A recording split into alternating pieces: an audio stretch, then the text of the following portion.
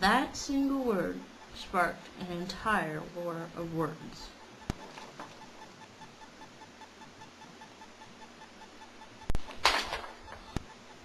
My friend had been referring to a way that things were done at her church that she thought could be improved.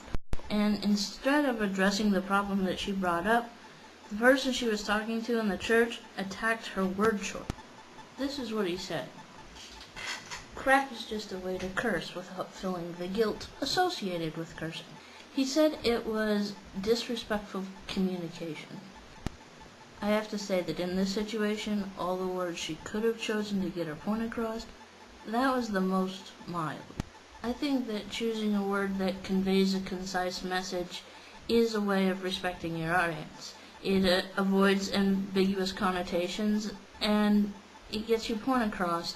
It says, I'm not going to dance around the issue with my words because I think you have the right to hear exactly what I think. So what is respectful communication? I think if someone introduces a subject, addressing that subject is a way to respect that person. It says, I'm acknowledging that your ideas and concerns are worth talking about. It encourages effective communication. By attacking my friend's choice of words, this person ignored the legitimate issue she was trying to discuss. In my opinion, this was much less respectful form of communication than her saying crap.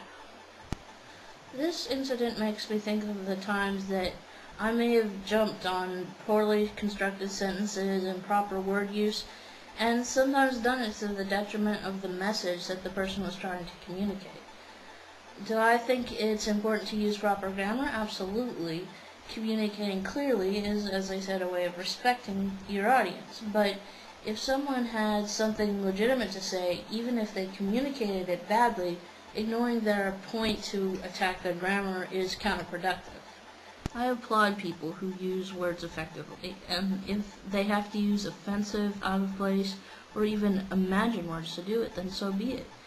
The English language is dynamic, always changing, and being able to change with it is a sign of an intelligent mind.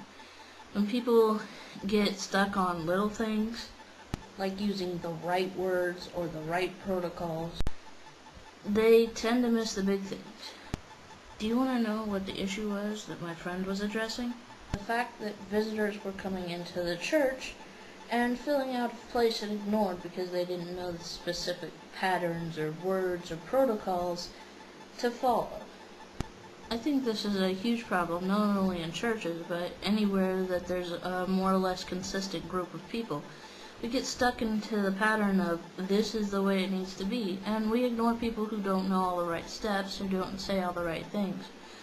By doing this, we lose out on potential friends and the benefits their new insights might bring to the organization or group. This is one reason why I love the YouTube community. There are always new voices. I don't think any other group would be able to support such a wide variety of ideas, styles, and opinions.